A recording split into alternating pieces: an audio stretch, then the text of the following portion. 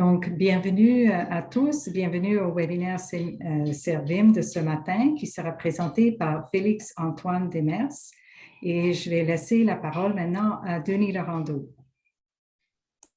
Merci Annette, ça me fait plaisir de vous accueillir au séminaire Servim de cette semaine qui va être présenté par Félix-Antoine Demers, qui est un étudiant à la maîtrise qui travaille avec moi sur l'estimation de la qualité d'un scan en temps réel pour faciliter la capture d'images 3D à partir de capteurs tenus en main par des personnes qui ne sont pas nécessairement des spécialistes de la numérisation. Donc, Félix-Antoine, je te laisse aller pour partager ton écran et puis nous faire la présentation. Oui. Donc, voilà, vous me direz quand vous le voyez. Oui, c'est très bien.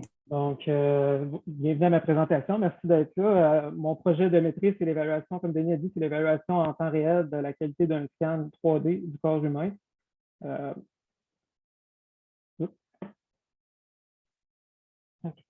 Pardon, je cliquais puis je n'étais pas dedans. OK, la structure de la présentation, je vais faire une brève introduction. Je vais présenter les hypothèses, les contraintes et les objectifs du projet. Je vais vous montrer un peu mon montage et le fonctionnement. Je vais parler aussi de définition des voxels, des champs vectoriels, des matrices de covariance qui sont utilisées dans mon projet. Je vais parler de la variation de surface, qui est un des principaux intérêts là, de l'évaluation d'un scan 3D. Parler du vote majoritaire, qui est une espèce de filtrage que j'applique sur mes scans afin de représenter la qualité d'un scan. Parler de la projection sur la normale, qui est une autre métrique que j'utilise. Je vais présenter des résultats. Je vais faire une période de remerciements et de période de questions. Donc, brève introduction, comme Denis a dit, je suis son étudiant à la maîtrise en génie électrique depuis l'été 2021. Je travaille en collaboration avec l'entreprise TechMed qui spécialise en capteurs pour scanner le corps humain, là, des capteurs portables. Dans le cadre de mon projet, j'utilise une caméra Kinect Azure de Microsoft. Et je travaille dans un environnement C++ et OpenCV, notamment avec les logiciels DirectLink pour la capture d'image et le logiciel Bureau 3D là, pour faire afficher mes résultats de numérisation. Concernant les hypothèses, contraintes et objectifs de mon projet, je veux développer une approche qui est objective d'évaluation de la qualité du scan. Par objectif, on veut de quoi que ce n'est pas une personne qui a une opinion, une personne qui a une autre, c'est vraiment d'essayer de trouver des métriques qui permettent d'évaluer la qualité d'un scan pendant qu'on numérise. L'objectif, c'est de fournir un résultat ou une rétroaction en temps réel aux utilisateurs parce qu'ils en ont besoin pendant qu'ils sont en train de faire leur numérisation. Alors, ils ont besoin de pouvoir savoir si le scan qu'ils prennent est de bonne qualité ou il est de moins bonne qualité. Il faut considérer que les utilisateurs sont non experts. Donc, on essaie d'éviter les termes techniques et d'utiliser notamment un score pour représenter la qualité d'un scan allant de 0 à 1. Les données doivent être accessibles en temps réel afin de pouvoir extraire certaines données qui sont utilisées pour évaluer les métriques. La pose, donc la position et l'orientation du capteur doivent être connues en tout temps pour pouvoir représenter le modèle dans le monde. Et mon projet repose sur l'approche par champ vectoriel. Donc, mon montage, je fonctionne avec de l'auto-positionnement avec marqueur. J'ai des marqueurs de type créaforme que je colle sur mes surfaces. Habituellement, j'en ai 4, 5, même 6 des fois que j'utilise, qui doivent être visibles afin de pouvoir résoudre mon système surdéterminé et déterminer ma pose. Donc, la représentation que je fais dans Bureau 3D est implicite et le calcul de la qualité de temps, la qualité est en temps réel. Et comme j'ai dit précédemment, j'utilise une caméra Kinect Azure et un PC de table. Donc, ici, on peut voir un peu le genre de marqueurs que j'utilise sur mes surfaces. C'est des marqueurs ronds avec un cercle blanc à l'intérieur et un contour noir. Et la caméra Kinect Azure en haut là, de Microsoft. Là. Donc, ici, je vais vous présenter une petite démonstration là, de moi qui scanne. Pour ne pas vous inquiéter, ce n'est pas mon setup habituel. C'est pour vraiment tout voir en même temps. Ce n'est pas très ergonomique. Ça vous montre un peu comment je fais mes numérisations là, quand je fais mes tests. Là.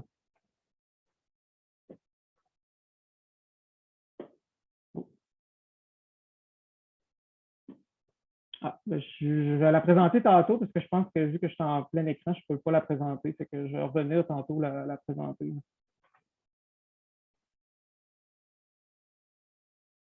Donc, le voxel,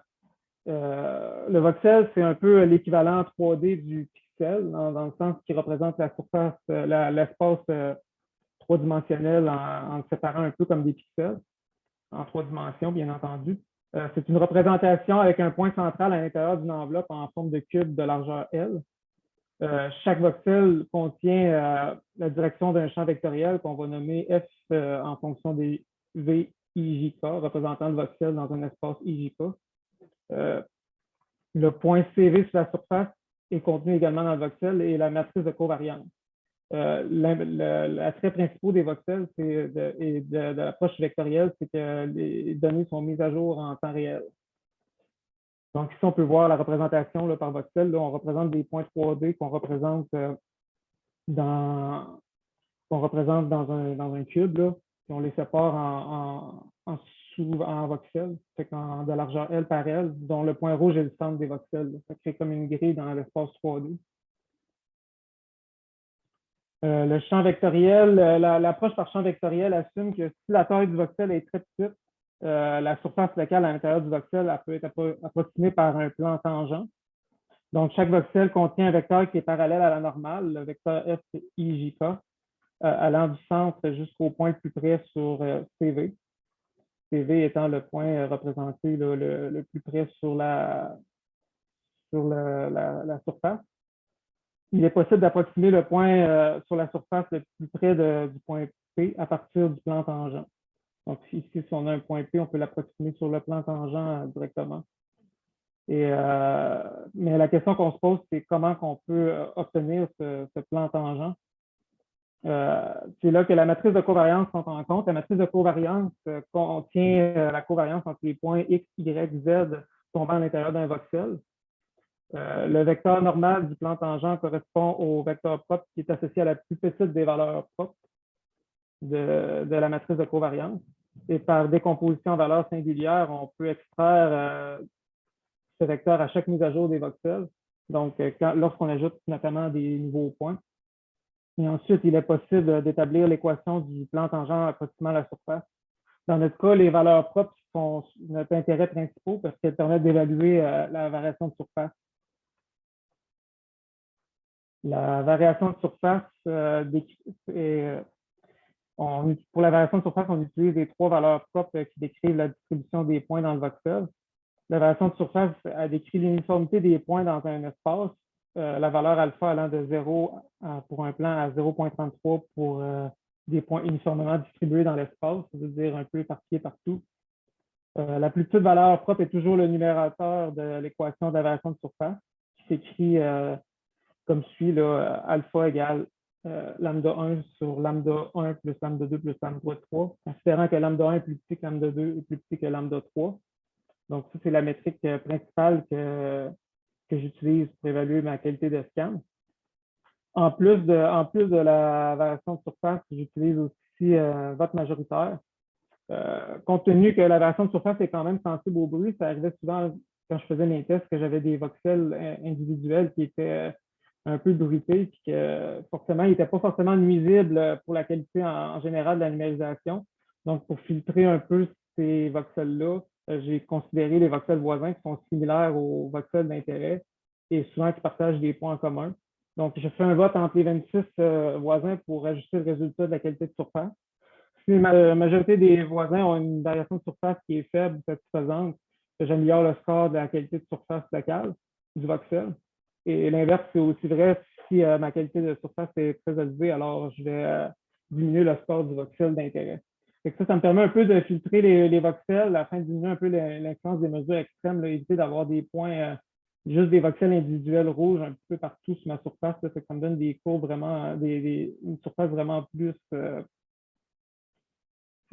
facile à interpréter visuellement. Donc, la dernière métrique que j'ai exploitée là, pour mon projet de maîtrise récemment, c'est le calcul de la projection orthogonale sur la normale à partir des 26 voisins. Donc, ça, qu'est-ce que je fais en gros, c'est que je calcule la différence entre le point approximé à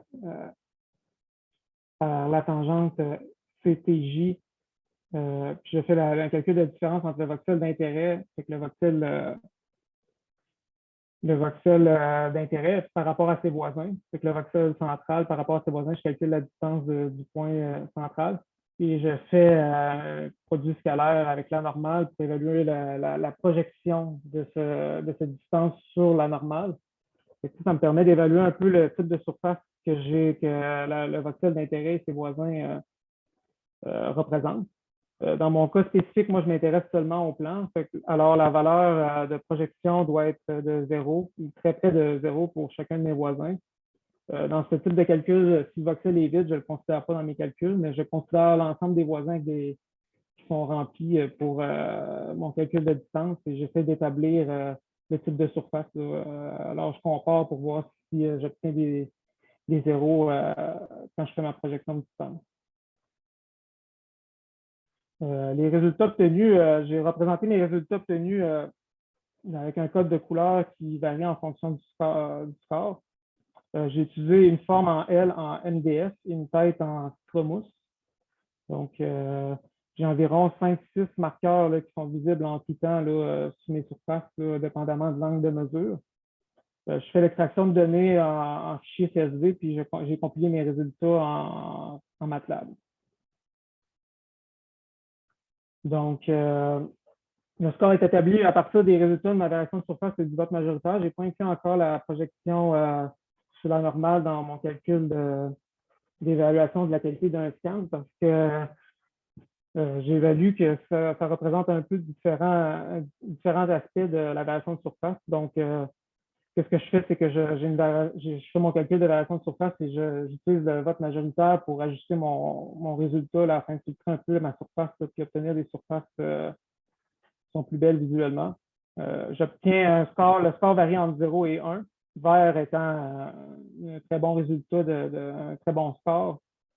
1 étant un très bon score et 0 étant un mauvais score. Alors, vert représente généralement des voxels là, qui ont une bonne qualité de scan et rouge, c'est pour des voxels qui ont une moins bonne qualité de scan, même très mauvaise. J'ai 5 paliers. Donc, ici, j'ai deux images là, de mon L, de ma forme en L, que j'ai collé un morceau d'aluminium dessus. Et à droite, on peut voir que le morceau d'aluminium notamment à cause de la nature de la caméra Kinect, là, reflète un peu la caméra distance. Beaucoup de misère à évaluer la distance par rapport à la surface. J'obtiens souvent des mesures dans chacun de mes points qui sont de moins bonne qualité là, par rapport à la surface qui est vraiment plate, là, sans un morceau d'aluminium. Donc, c'est ça. Ça brute un peu mon signal. Là. Ici, c'est pour le représenter un peu un scan avec différents codes de couleurs. Là, on voit que le jaune, là où j'ai mis de l'aluminium, la qualité du scan est moins bonne que le reste de la surface. Donc, ici, j'ai un résultat d'une bonne qualité de numérisation. En majorité, j'ai du vert et du vert pâle. J'ai beaucoup de jaune et d'orange sur la partie inférieure, mais c'est la partie qui touche ma table quand je fais ma numérisation que je tourne. Donc, souvent, notamment à cause que c'est une partie qui reste fixe par rapport à quelque chose que je tourne, les voxels sont un peu moins bons. Moi, généralement, j'essaie une partie à ignorer. Là, donc, ici, j'ai pris plusieurs points. Là, pour ne pas mentir, j'ai à peu près, je pense, 30 000 points là, que j'ai pris des mesures dans un fichier CSV. Donc, on observe la valeur du score en fonction du nombre de points dans le voxel. Qu'est-ce qu'on observe, c'est que plus le nombre de points est grand, plus la valeur du score est bon. Alors, on peut sous-entendre, laisser penser que la valeur du score ou de la qualité de la surface est améliorée en fonction du nombre de points dans le voxel. Également, j'ai plus de facilité à prendre ces points-là. Alors, normalement, les points que j'ai une meilleure qualité, je vais prendre plus de points parce que justement, j'ai moins de difficultés avec ma correspondance lors de mes mesures, notamment. Donc, on voit comme une courbe là, qui augmente en fonction du nombre de points, là, une sorte d'asymptote. À l'inverse, la variation de surface est plus basse en fonction du nombre de points dans le voxel. On observe quand même une bonne tendance là, avec plusieurs tests que j'ai faits. Ici, c'est la variation de surface en fonction de la moyenne de la moyenne de la variation de surface de ses voisins. C'est pour voir l'effet que les voisins avaient par rapport au voxel d'intérêt. On observe que ça fait comme écraser un peu la courbe. Alors, de considérer les voisins, ça permet vraiment de réduire un peu l'effet que pourrait avoir, admettons, du bruit là, sur une variation de surface qui est très élevée. Là. Donc, mes voxels ont tendance à avoir une meilleure qualité de scan quand que je considère les voisins pour représenter le voxel, sa qualité locale. Et finalement, la moyenne de la projection sur la normale par rapport à la variation de surface, c'est là que j'ai des résultats qui sont un peu plus décevants. Je n'observe pas vraiment une tendance, mais c'est sûr que l'information véhiculée par les deux est relativement différente, puisque la projection de la normale évalue vraiment la qualité, évalue vraiment le type de surface entre les voxels, alors que la plupart de mes mesures sont à l'intérieur du voxel même.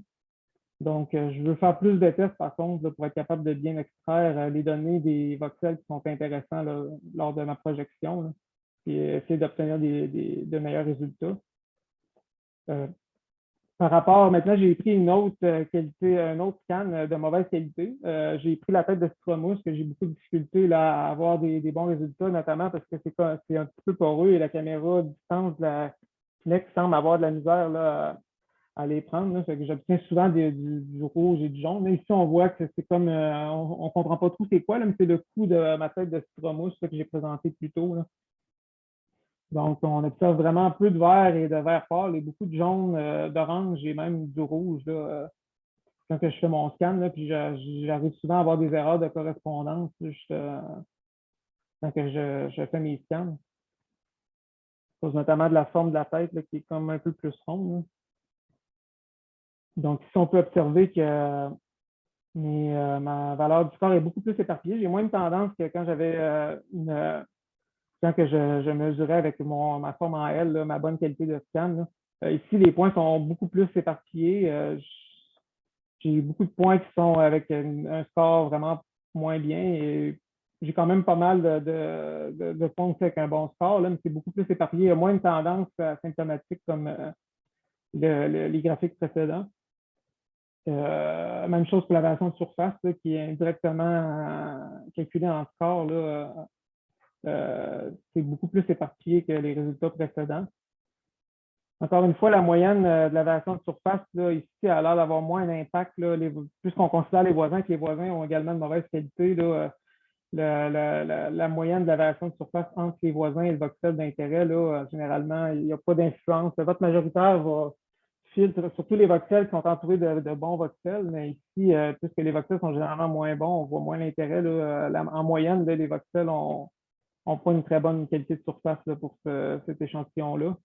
Et encore une fois, la moyenne de la projection sur la normale là, qui ne représente pas grand-chose en tant que tel, mais c'est quelque chose justement dans mes développements futurs que je veux améliorer là, pour bien évaluer la moyenne de la projection, la projection sur la normale, la distance entre les voxels. C'est ce qui me permettrait de bien représenter, dans le fond, un plan, de bien comprendre si la forme que je mesure est un plan ou non. Là. Donc, ça, c'est des travaux que j'étais en train de faire. Là. Également, j'aimerais ça pouvoir avoir des résultats là, pour pouvoir vraiment mieux localiser mes points, là, parce que là, j'ai pas associé les coordonnées 3D à mes points, mais j'aimerais ça pouvoir localiser mes données dans ma figure en 3 dimensions là, pour pouvoir vraiment considérer les voxels qui sont intéressants là, pour mes calculs. Donc, ça résume à peu près ma présentation. J'aimerais ça peut-être monter mon montage, là, ma vidéo de montage qui n'a pas marché tantôt. Là. Donc, avant de passer à la période de questions, je vais essayer de vous la présenter. Là. Ah, je vais vous la présenter.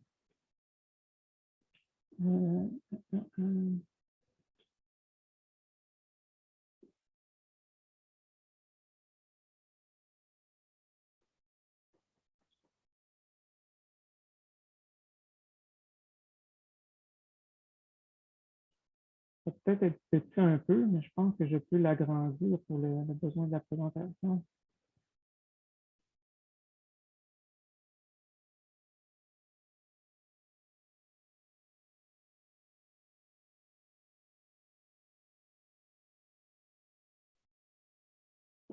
Ça devrait marcher. J'ai enlevé le son là, pour. Ah, bon. Ah, ça fonctionne pas plus. Bon, ben, on va passer en gros, mon setup, c'est que je prends vraiment des scans. Là, je mets ma forme en L là, sur ma table. Là, puis j'ai une caméra Kinect qui est branchée. Là, puis lorsque je scanne, là, je tourne manuellement ma forme là, pour pouvoir numériser ma surface. Puis j'obtiens les résultats directement là, dans Bureau 3D, là, ce qui permet d'observer en temps réel la variation de la qualité de surface et également de la qualité de la création de ma surface 3D en fonction de ma numérisation. Donc, ça représente pas mal ma présentation. Là. Merci de m'avoir écouté. J'aimerais ça dire merci à Denis là, pour ses précieux conseils durant ma maîtrise là, et pour son aide. J'aimerais également dire merci à Sylvain là, qui a toujours beaucoup de temps à me consacrer là, pour répondre à mes questions quand j'en ai ou par rapport à Bureau 3D. Là, j'aimerais ça également dire merci à Annette là, pour l'administration, justement, pour avoir organisé ce webinaire-là, pour les tâches administratives connexes qu'elle fait. Et merci à tout le monde qui est venu là, pour écouter ma présentation. Là, je serais prêt à passer à la période de questions là, parce que j'ai quand même pas mal de contenu à parler. Donc, si vous avez des questions, je serais rendu là. Merci Félix-Antoine.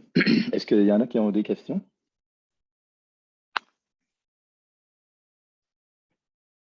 Regardez le chat.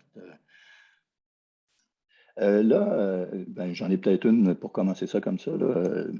Quel est est-ce que tu as une idée à peu près de ton framerate de mise à jour de ton display de qualité de surface? C'est sûr que moi, ma limitation, c'est dans Bureau 3D. Là, ça dépend souvent, là, mais je te dirais que c'est en bas d'une seconde, là, habituellement. Là. De mise à jour, là, c'est souvent mes calculs de qualité de surface en tant que tel ne sont pas tant longs, mais le temps de faire afficher la surface dans Bureau 3D, souvent, c'est à peu près à moins d'une seconde. J'ai quand même un bon processeur là, en tant que tel, là, mais c'est à peu près ça. C'est en bas d'une seconde, généralement. OK, ça inclut le temps de calcul d'autopositionnement plus les calculs. Oui, c'est ça, c'est vraiment tout. C'est du moment okay. c'est du moment là, que mes marqueurs sont détectés jusqu'à l'affichage dans Bureau 3D de la forme 3D. Là. Fait que c'est quand même, honnêtement, c'est quand même assez raisonnable. Là. Je te dirais, la plus grosse erreur que j'ai souvent, c'est qu'est-ce qui me limite là, à prendre mes scans, c'est souvent des erreurs de correspondance à cause de mes marqueurs qui sont mal vus. Puis c'est plus ça qui me limite, là, mais en tant que tel, sinon, là, si je n'ai pas d'erreur de correspondance, ça va quand même assez bien. C'est quand même assez rapide. Là. OK, puis bon, je comprends que les images rentrent à 30 images secondes, c'est ça? Tu as 30 frames 3D par seconde? Oui, moi, je l'ai seté à 30 frames. Là, je pourrais faire, je ressorte mon bureau, mon direct link, là, mais c'est 30 images par seconde. C'est quand même assez une bonne résolution. J'ai pris les settings que Sylvain m'avait conseillé, parce qu'il y a quand même un choix là, à faire là, justement avec le field of view. Puis, mais de mémoire, c'est 30 images par seconde là, que je prends. On comprend que pour estimer la qualité d'un scan, tu n'as pas besoin d'avoir 30 mises à jour par seconde. Parce que quand on dit visualisation en temps réel de la qualité d'un scan, on ne veut pas avoir ça 30 images par seconde parce que ça ne donne rien. Je veux dire, tu n'as pas besoin de voir 30 fois par seconde que ton scan est bon ou pas. Ce que tu as besoin, ce dont tu as besoin, c'est d'avoir un feedback relativement raisonnable. Je pense qu'à une fois par seconde, c'est en masse. Oui, c'est ça. Ben, moi c'est vraiment le pipeline de traitement là, qui fait que je suis limité à une seconde parce que je limite même pas ma variation de surface direct quand je rajoute des voxels. Là, je fais la mise à jour là, mon calcul de variation de surface. Là, je fais toutes les métriques, là, calcul de la projection de normale, vote majoritaire. Mais j'ai pas eu de problème jusqu'à date, mais comme je te dis, j'ai quand même un bon PEC. Là, ça s'est évalué avec d'autres setups. Là. Mais j'ai pas de limitation par rapport à ça. Là. Mais effectivement, j'en aurais pas besoin. J'aurais pas besoin de forcément mettre, si je pourrais attendre, mettons, d'avoir 100 voxels de plus avant de faire une mise à jour de ma qualité de surface. Là.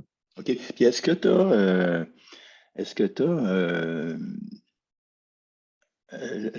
l'implantation dont tu nous as fait la présentation aujourd'hui, c'est l'implantation d'allocation dynamique du champ vectoriel, hein, c'est ça? OK. Ouais, je travaille juste, c'est ça, dans le fond, au lieu de créer mon espace de voxels statiquement là, avec l'implémentation, je pensais là que Sylvain avait programmé. Là. Donc, mes voxels sont alloués dynamiquement là, dans une sorte de tableau. Là. Okay.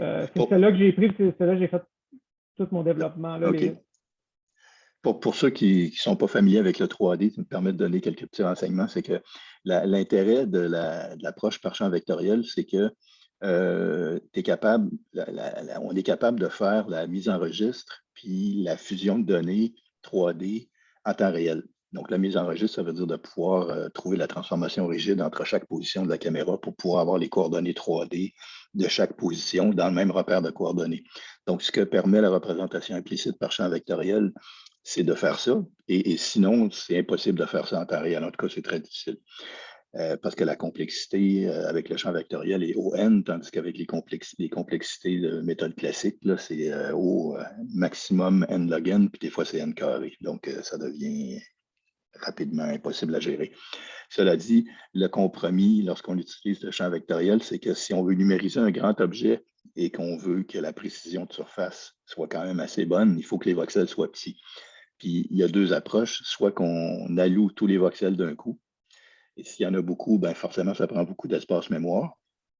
Donc, une approche qu'on a retenue dans ce cas-ci, c'est d'allouer les voxels uniquement quand on a besoin. Parce qu'il ne faut pas oublier, c'est que par exemple, dans l'image du L que Félix-Antoine a montré, si on l'inclut dans un cube, ben, il y a la très grande majorité des voxels qui sont vides parce qu'il n'y a pas de points qui sont tombés dedans, puisqu'il n'y a pas de surface. Donc, on alloue beaucoup de voxels pour rien, ce qui est une limitation quant à l'espace mémoire qui est requis. Tandis qu'avec une allocation dynamique, ben, tu prends les voxels dont tu as besoin, puis les autres, ben, tu les alloues pas. Excuse-moi, vas-y, Félix. Ça va vite aussi, là, parce que j'avais fait beaucoup de tests en essayant peut-être de diminuer aussi la taille des voxels, là, puis tu peux tomber facilement là, plusieurs gigs quasiment de mémoire là, c'est ça. pour les voxels. C'est un bon compromis, l'approche dynamique là, de Sylvain. Là. Je pense de manière algorithmique, je pense que c'est un petit peu plus lent là, pour aller chercher les voxels en tant que tel que l'approche d'allocation statique, là, mais ça a quand même des avantages là, par rapport à la quantité de mémoire, là, comme tu disais. OK, merci. Est-ce qu'il y a d'autres questions?